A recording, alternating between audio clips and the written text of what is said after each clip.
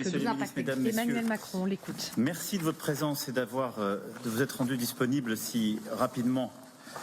Et je pensais avec le Premier ministre et les membres du gouvernement ici présents et avec le vice-président de la Commission européenne, je remercie de sa présence, qu'il était important que nous puissions nous retrouver le plus rapidement possible après les annonces de la nuit dernière du président Trump, qui sont un choc pour le commerce international, pas simplement pour l'Union européenne, la France, mais au fond pour le bon fonctionnement du commerce. Et ceci implique évidemment une mobilisation française et européenne. Je le dis ici, mobilisation pour l'ensemble de notre territoire d'abord, parce que la liste qui est sortie hier soir est inquiétante pour plusieurs de nos territoires ultramarins, et elle supposera une mobilisation toute particulière du gouvernement et du monde économique pour être aux côtés. Je pense à La Réunion ou Saint-Pierre-et-Miquelon qui ont fait l'objet apparemment de tarifs exorbitants.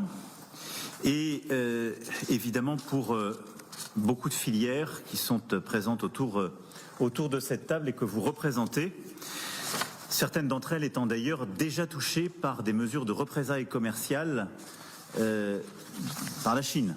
Je pense Cognac, Armagnac et largement la viticulture et viniculture qui sont évidemment particulièrement touchées, que nous continuons d'accompagner. Et le voyage récent du ministre de l'Europe et des Affaires étrangères a permis d'ouvrir, je fais cette parenthèse, quelques premières voies. En tout cas, je veux ici dire très clairement pour les entrepreneurs et l'ensemble des salariés de ces secteurs que nous serons à leur côté pour apporter des réponses concrètes. Je vais y revenir. La décision qui a été annoncée cette nuit est une décision brutale et infondée. Elle est infondée parce qu'on ne corrige pas des déséquilibres commerciaux en mettant des tarifs. Et les bases de la théorie économique montrent le contraire, surtout d'ailleurs quand les déséquilibres ne prennent pas en compte les services numériques, pour ne citer qu'eux ou d'autres. Et au fond, cette décision va toucher tous les secteurs pour nos économies.